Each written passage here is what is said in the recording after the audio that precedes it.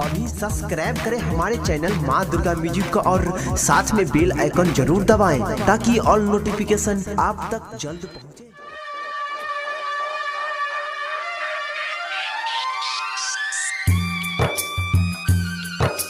ससुरा जय भी बेलोडो से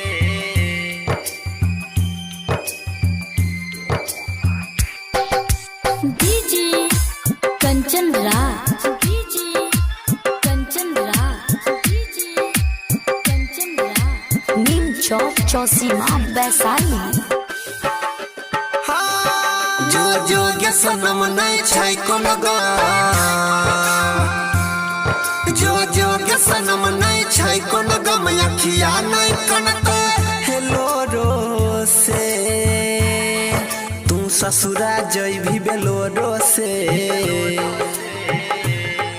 तू ससुरा जय भी बेलोडो से मल निमन पटाइबो तोडो से तू ससुरा जय भी बेलोडो से मल निमन पटाइबो तोडो से जो जो के सनम नहीं छै कोनो गम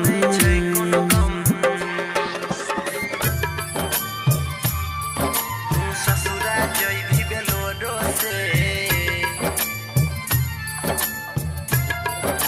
म्यूजिक डायरेक्टर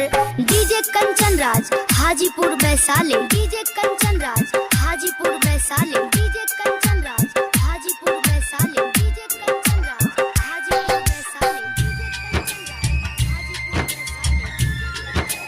हो सिम दे दे हमर मोबाइलो गे दुआरा पर बरत तोरा आइलो गे जान मेहंदी जाके लगा ले रूप सोलो हो सिंगार से सजा ले सुनै गे जान भूल जाइबो तोरा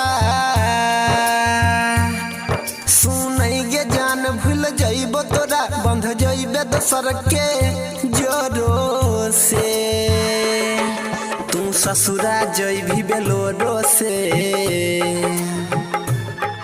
तू ससुरा जय भी बेलोडो से मल निमन पटाइबो तोडो से तू ससुरा जय भी बेलोडो से मल निमन पटाइबो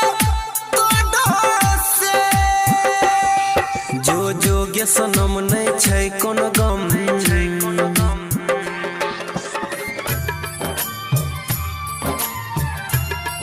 तू ससुरा जय भी बेलोडो से DJ Kanchan Raj, DJ Kanchan Raj, DJ Kanchan Raj, नीम चौक चौसीमा वैशाली। हो राइटर देवेंद्र दिमागी के